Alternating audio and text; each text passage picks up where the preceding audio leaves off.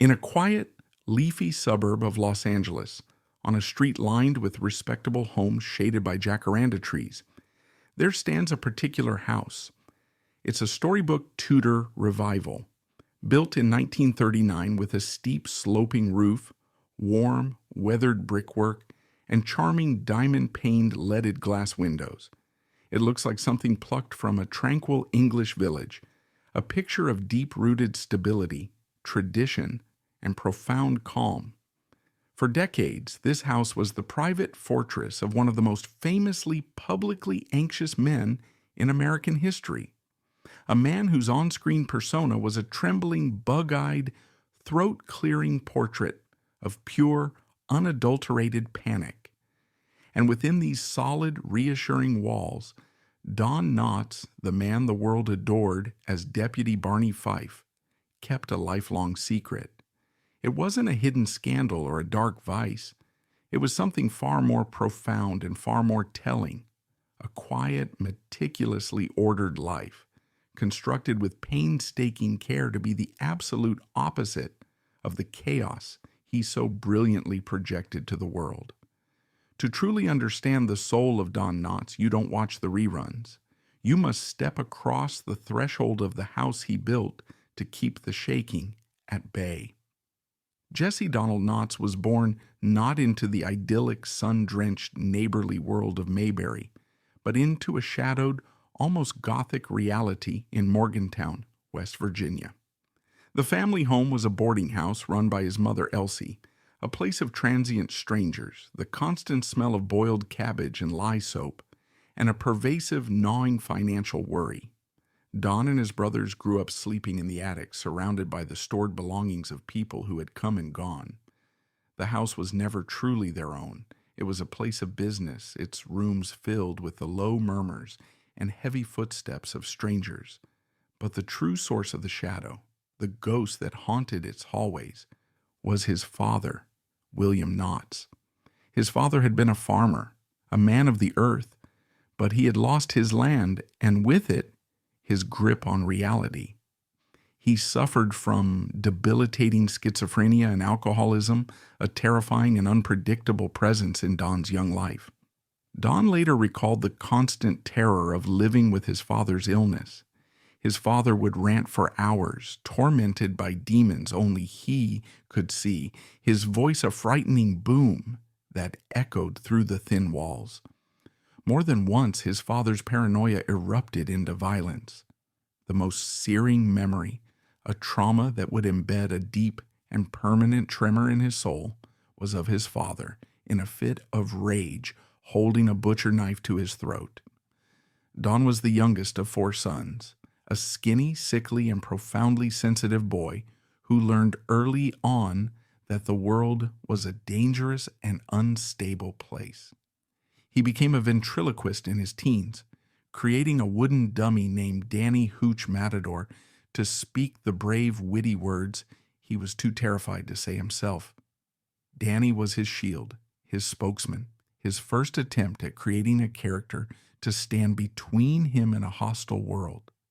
That nervous energy, that high-pitched, cracking voice, that feeling of a man perpetually on the verge of total collapse. It wasn't just an act he later developed for the stage. It was a genuine psychological blueprint, forged in the fires of a terrifying childhood. His entire life and the homes he would choose would become a search for the safety, silence, and serenity that his first home so violently lacked. After serving in a U.S. Army Special Services unit during World War II, entertaining troops, a terrifying prospect for such an anxious man, but one he faced with professional courage, and graduating from college with a degree in education, Don moved to New York City. He struggled taking bit parts on radio in the fledgling world of television. He was lonely and often broke, but he was fiercely determined. He was honing his craft, learning to harness his anxiety to shape it into comedic gold. But it was his casting in 1960 as Deputy Barney Fife on The Andy Griffith Show that changed everything. It launched him into the stratosphere of American pop culture. Barney was a masterpiece of physical and psychological comedy, a walking bundle of raw insecurities and wildly misplaced bravado, all contained within a too tight salt-of-the-earth uniform. He was incompetent but intensely lovable, a man who desperately wanted to be seen as a pillar of strength, but whose every flinch and gulp betrayed his deep-seated fear. The character earned him 5 Emmy Awards and the eternal affection of a nation. But while America laughed with Barney, Don Knotts was quietly, methodically, building a life that would protect him from ever becoming him. In the early years of his Griffith Show success, as the steady paychecks began to provide real security for the very first time in his life, Don purchased the house that would become his primary sanctuary for over 2 decades. It was the Tudor-style home in Glendale, California. The choice of location and architecture is incredibly revealing. He didn't opt for a flashy glass and stucco palace in the celebrity enclaves of Beverly Hills or the Hollywood Hills. He didn't choose a home that put its famous occupant on display. Instead, he chose Glendale, a respectable, quiet, family-oriented suburb known for its normalcy. He chose a style that evoked history, permanence, and fortitude. A Tudor home with its heavy timbers, solid brick facade, and small protective windows is a fortress. It speaks of a time before Hollywood existed. It's a house that feels rooted, safe, and shielded from the prying eyes of the outside world. This wasn't a house for a Hollywood star. It was a house for the boy from the Morgantown boarding house who longed for a castle with a moat.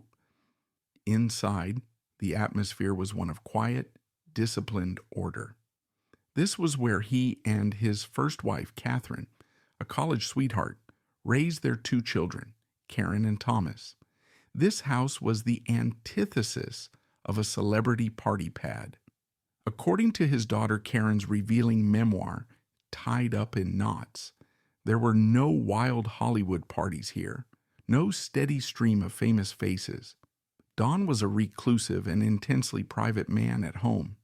The house was his refuge, his decompression chamber from the relentless demands of fame and the exhausting energy required to play Barney Fife. A walk through the house would have revealed a world of traditional comfort. The living room, with its large fireplace as the focal point, was a place for family, not for schmoozing with industry executives. The colors were likely muted and calming, creams, beiges, and forest greens. The furniture would have been comfortable and classic, chosen for its quality and durability, not for its trendiness. There was no avant-garde art on the walls, no testament to a swinging 60s lifestyle. It was a space designed to lower the heart rate, to soothe the nerves. You can almost picture him after a long day of flailing, sputtering, and tripping on set as Barney, walking through his solid oak front door, placing his keys in a small dish on a hall table, taking a deep and cleansing breath, and letting the profound silence of the house wash over him. The contrast was staggering. The man who created a symphony of comic chaos on screen demanded absolute peace and predictability in his own domain. The most important room in the house, his private kingdom, was his study. This was his command center, his private world within a private world.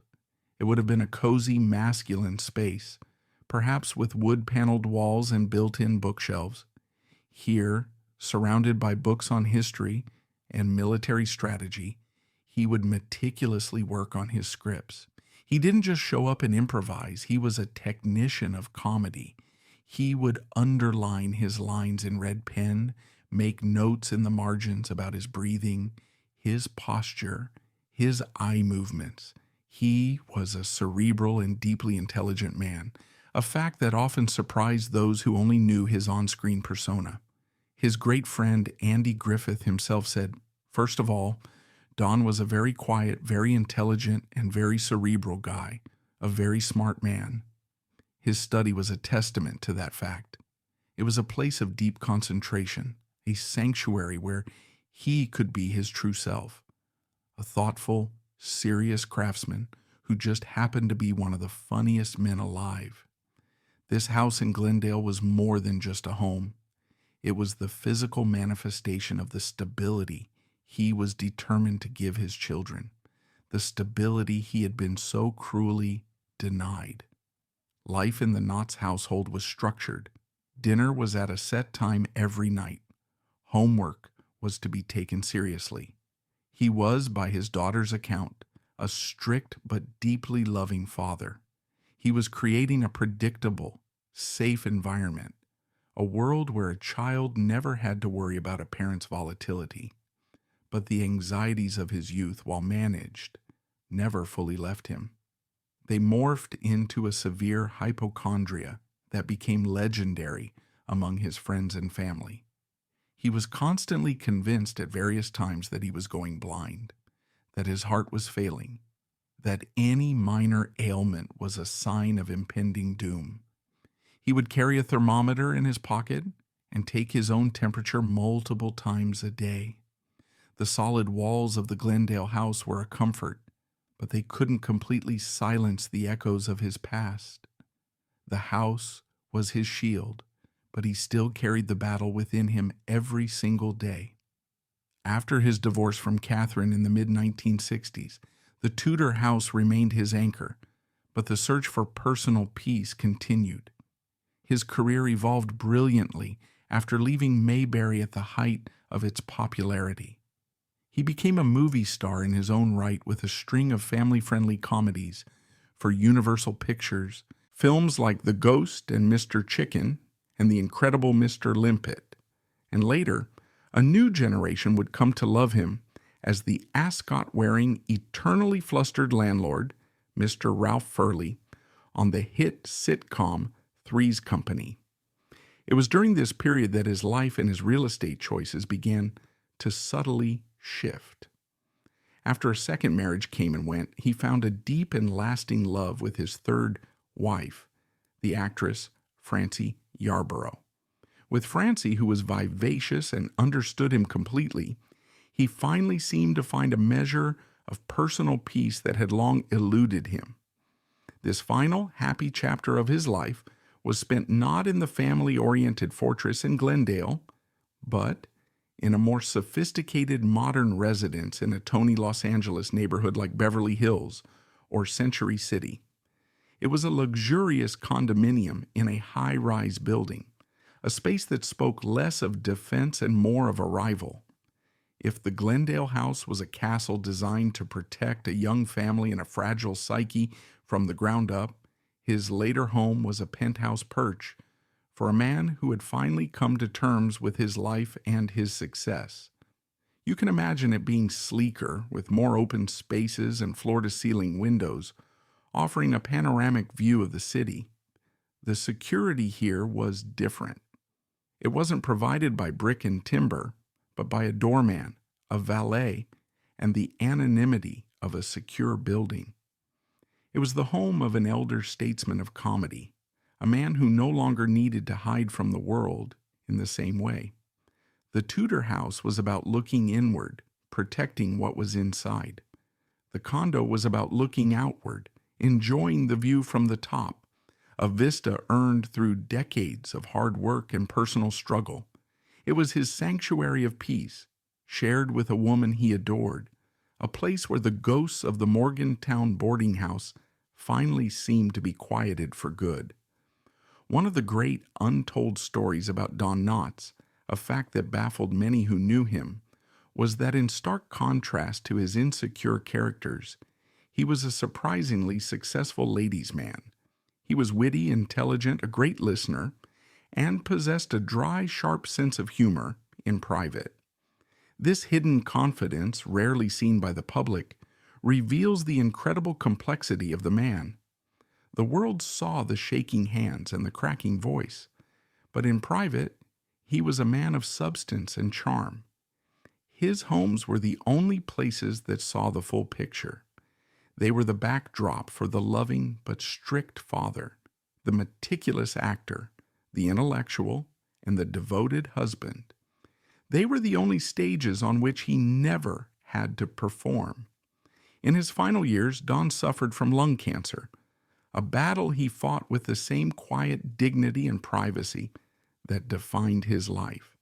He passed away in 2006 at the age of 81. His daughter Karen and his dear friend Andy Griffith were at his bedside.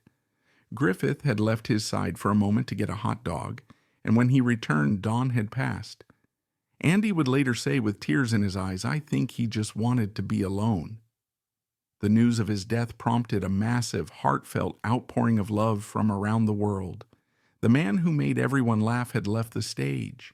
His net worth, estimated to be around $20 million, was a testament to a lifetime of discipline and hard work, a fortune built by a boy who started with absolutely nothing. The Glendale house, the beautiful Tudor fortress that had stood guard over his most private years, was eventually sold. It wasn't abandoned in some spooky, Gothic sense, as sensationalist headlines might suggest. It was simply a vessel whose purpose had been fulfilled. It had protected him, nurtured his family, and served as the silent witness to the private life of a very public man. Its story was over. When we look back at Don Knotts, it's easy to just remember the comedy, the pratfalls, the slapstick, the single bullet fumbled in his shirt pocket.